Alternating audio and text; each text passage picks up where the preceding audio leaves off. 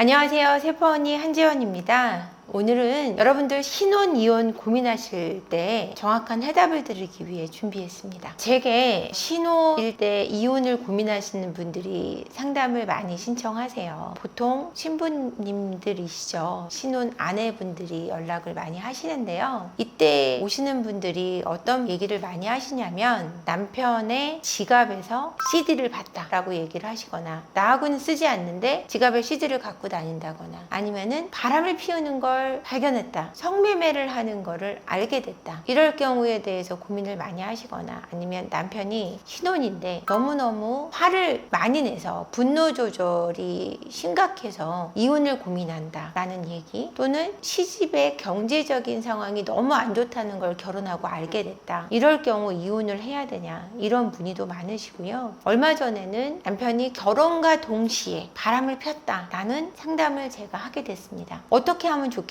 라는 문의를 주셨죠. 신혼일 때 바람을 폈을 때 그럼 어떻게 할까 라는 상담을 제가 해드리는 경우가 많다라는 얘기예요. 이럴 경우 여러분 어떤 판단을 해야 될까요? 그럼 이렇게 걸렸을 때 남편분들이 어떤 변명을 하는지 여러분 궁금하실 것 같아요. 어떤 변명을 하시냐면요, 결혼을 하면 다른 여자를 못 만나니까 사실은 결혼하고 나서 충실하기 위해서 내가 경험을 해본 거야 라는 변명을 제일 많이 하세요. 그래서 결혼하고 너한테 충실하려고 한번 외도를 해봤는데 또는 성매매를 해본 건데 진짜 다시는 그러지 않을 거야 라는 얘기를 많이 하신다는 거죠. 이 말에 이 신혼의 아내들은 속고 싶어 해요. 그 말을 믿고 싶어 한다라는 거죠. 너무 힘들게 결혼을 했고 결혼이라는 식 자체가 굉장히 성스럽죠. 많은 사람들을 모아서 내가 이 사람과 부부가 됐음을 알리고 부모님께 고하고 그거를 공표하는 예식이잖아요. 너무 많은 돈도 들어가고 비용이 소비되고 또 정신적인 부분도 많이 소비가 된 거죠. 너무나 많은 투자를 한 거예요. 이런 가운데 결혼 1년 내에 또는 5개월 내에 이런 일이 벌어졌을 때 여러분들이 혼란스러워 합니다. 과연 이 사람 말을 믿었을 때 내가 사람들에게 부끄럽지 않을 수 있고 이 말을 믿어주면 한 번 실수는 봐주는 거니까 앞으로 더 행복할 수 있어 라고 다짐하기도 하고, 그 말을 믿음으로 해서 내가 상황을 지켜갈 수 있다라는 믿음 때문에 깨고 싶어 하지 않는 분들이 많아요. 그러면 전문 상담가로서는 어떻게 생각하는지를 말씀을 드려야 될 것 같아요. 근데 결혼하고 1년 내에 아이가 없을 때 또는 연애할 때 외도를 했다, 바람을 폈다라고 하면 저는 과감하게 헤어지셔야 한다라고 말씀드리고 싶습니다. 꼭 다 헤어져야 되냐? 나는 헤어지고 싶지 않은데. 그러면 그거는 여러분들의 선택이에요. 회복해보고 싶다, 여러분들이 노력하고 싶다면 이 바람이 어떤 바람이냐에 따라 다를 수는 있을 것 같아요. 정말 실수였는지 아닌지는 알아보셔야 할 것 같아요. 근데 계획적이고 지속적이었고 반복적이었다면 이건 가능성이 없는 겁니다. 그러면 이 가능성을 어떻게 알 수 있느냐? 남편분의 어릴 적의 결핍과 현재의 기질과 비교를 해보셔야 된다는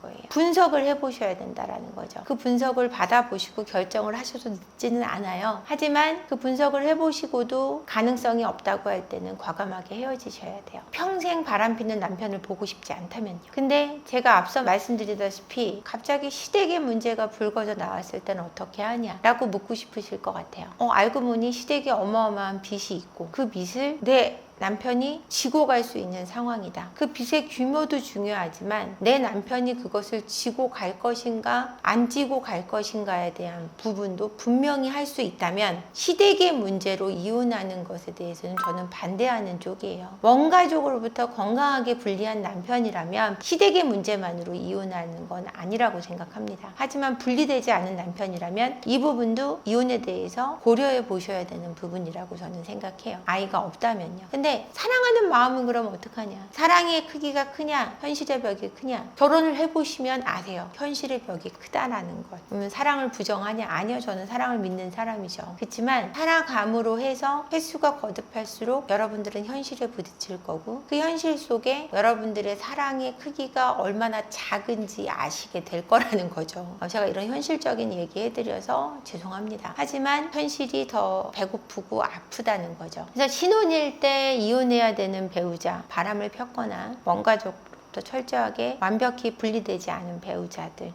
위험하다는 얘기 해드리고 싶어요. 남자만 그러냐? 아내분들도 마찬가지죠. 아내분들도 반복적인 바람을 필 확률이 높고요. 친정으로부터 분리되지 않은 아내 위험합니다. 남녀가 평등하다는 말씀 드리고 싶고요. 명확히 그 선을 분리할 수 있는 배우자가 되시기를 부탁드리고 싶네요.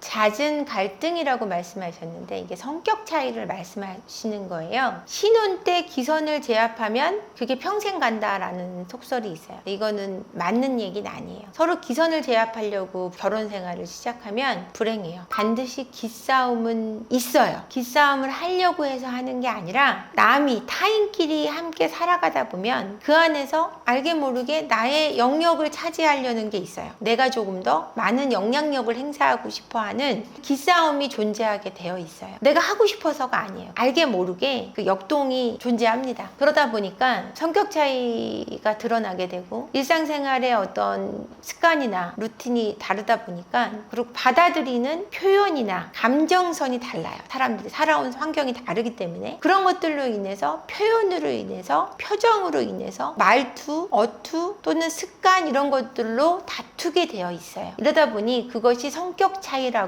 표현되고 다툼이 잦아지죠. 이런 것들로 상담을 많이 오세요. 얘기를 들어서 그분들이 이제 신혼부부나 연인들이 사실은 좋은 것만 보여주려고 하는 속성이 있어요. 아직까지 나를 드러내지 않았다라는 거죠. 사실 그리고 본인에 대해서 나쁜 점을 많이 알고 있는 사람은 거의 없어요. 모든 사람들은 장점과 단점을 갖고 있는데 내 단점을 제대로 알고 있는 사람은 아무도 없다고 생각하시면 돼요. 그러니까 누군가 그래 맞아 나 코는 좀 못생겼어 이렇게 생각한다는 게 단점을 안다는 게 아니에요. 내가 어떤 부분에서 화를 내는 것이 잘못됐고 내가 어떤 부분에서 불편해하고 불쾌해하는 것이 잘못됐다는 걸 몰라요. 그런 부분에 있어서 디테일하게 서로 알 수 없다는 얘기를 해드리는 거예요. 근데 이거는 굉장히 내 과거들과 연관돼 있는데 그런 부분을 깊이 있게 연인이든 부부든 나누지 못했다는 거죠. 그래서 그런 것들을 깊이 있게 나눌 수 있는 기회를 찾으셔야 돼요. 두 분이서 진솔하고 진실되게 나누시던 그런 시간을 가진 사람들은 성격 차이도 줄어들어요. 그래서 그것이 잦은 갈등의 원인인데 그걸 찾지 못해서 계속 겉으로 맴돌아서 싸우시게 되는 거예요. 그래서 그 차이를 알고 살아가시는 사람과 결혼 생활을 하는 사람과 안 하는 사람들이 행복하냐 행복하지 않냐를 결정하는 거죠.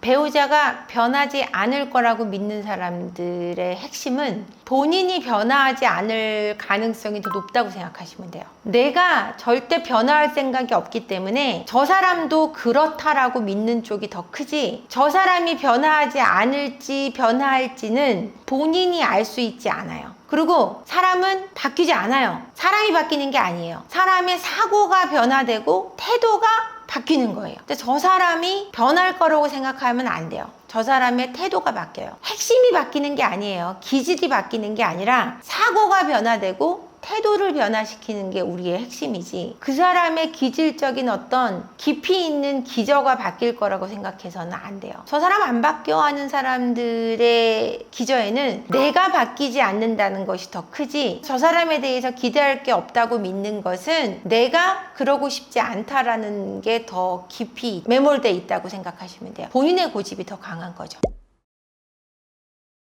이런 경우가 꽤 많아요.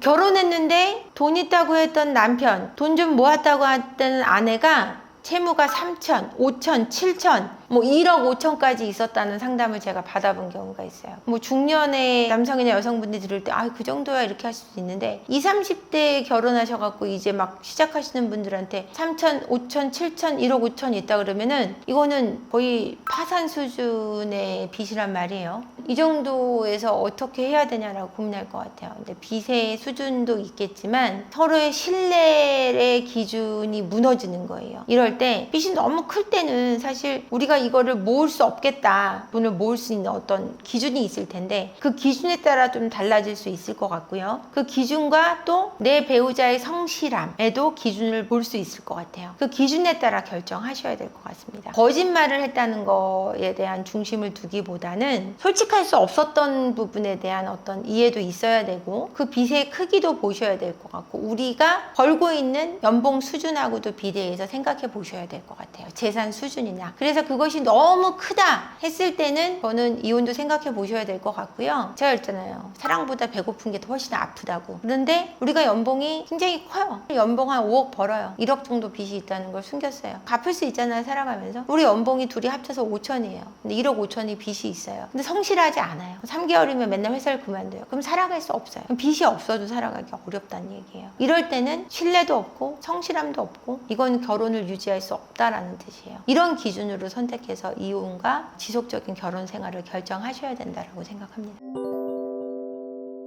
신혼일 때 이혼해야 되는 배우자, 첫 번째는 제가 바람을 들었고요. 그 다음에 성격 차이는 어떻게든 서로에 대한 이해가 제일 중요하다. 전문가의 분석을 받아보셔야 된다. 바람도 마찬가지지만 그게 정말 반복될지 안 될지도 보셔야 된다라고 얘기를 해드렸고, 그 다음에 채무는 두 사람의 어떤 균형적인 연봉이나 재산 현황 이런 것들, 성실함의 비율을 보셔야 된다는 얘기를 제가 해드렸던 것 같아요. 제 말이 다 맞을 수는 없어요. 하지만 여러분들이 마음에 와 닿으시는 게 있을 것 같아요. 그 외에 고민되시는 것들은 상담을 좀 청해 주시고요. 이 부분은 조금 더 심도 있게 제가 컨텐츠를 준비할 필요도 있어 보인다는 생각이 제가 컨텐츠를 찍으면서 드네요. 여러분 더 좋은 컨텐츠로 찾아뵙겠습니다. 구독과 좋아요, 댓글, 알림 설정 부탁드리고요. 영상 끝까지 봐주셔서 감사합니다. 고맙습니다.